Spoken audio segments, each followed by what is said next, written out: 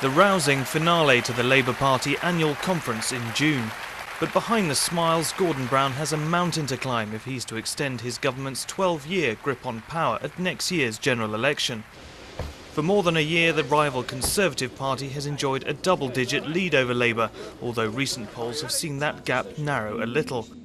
If the Conservatives, led by youthful and media-friendly David Cameron, do win, they'll face an uphill task themselves. The biggest budget deficit since the war, the deepest recession since the war, social breakdown, political disillusionment. Big problems for the next government to address. Big problems ahead on the back of one of the most damaging years ever for British politics. The MP's expenses scandal, which saw intimate details of lawmakers' personal perks splashed across newspapers and forced numerous politicians to resign, will likely be felt on election day, which must be held by June 2010. Add to that the increasingly unpopular war in Afghanistan.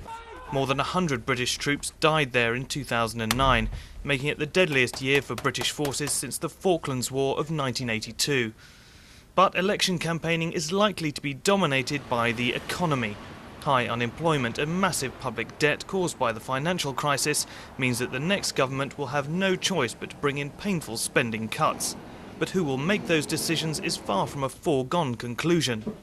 Anything can happen in politics, and the one predictable thing is that something will happen which we haven't been able to predict.